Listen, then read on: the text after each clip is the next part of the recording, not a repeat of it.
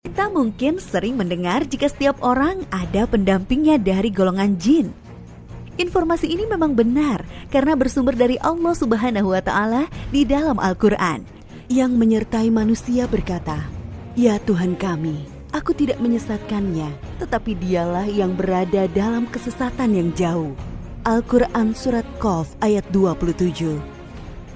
Ibnu Katsir dalam tafsirnya menyebutkan yang menyertai manusia adalah setan yang ditugasi untuk menyertai manusia. Fakta ini juga diperkuat dengan informasi dari Nabi Shallallahu Alaihi Wasallam dalam sabdanya, "Setiap orang di antara kalian telah diutus untuknya seorang korin atau pendamping dari golongan jin." Para sahabat bertanya, "Termasuk Anda wahai Rasulullah?" Beliau menjawab, "Termasuk saya. Hanya saja Allah membantuku untuk menundukkannya sehingga dia masuk Islam. Karena itu dia tidak memerintahkan kepadaku kecuali yang baik." Hadis riwayat Muslim. Karena jin itu terus mendampingi setiap orang dan tidak pernah berpisah dengannya, maka dia disebut jin korin atau jin pendamping. Jin korin atau jin pendamping ini bertugas menggoda dan menyesatkan manusia. Karena itu, korin termasuk setan dari kalangan jin. Godaan jin korin ini akan semakin melemah sebanding dengan kekuatan iman pada diri seseorang. Namun begitu jin korin berbeda dengan jin-jin lainnya. Jin biasanya memiliki kemampuan untuk menyakiti tubuh manusia, sedangkan jin korin tidak bisa.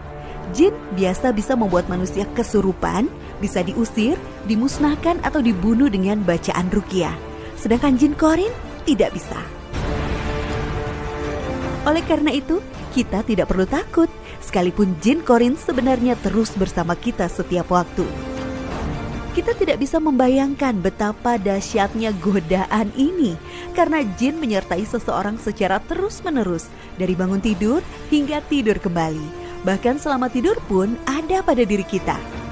Lalu sampai kapan jin korin ini terus mendampingi kita? Apakah sampai meninggal pun terus mendampingi?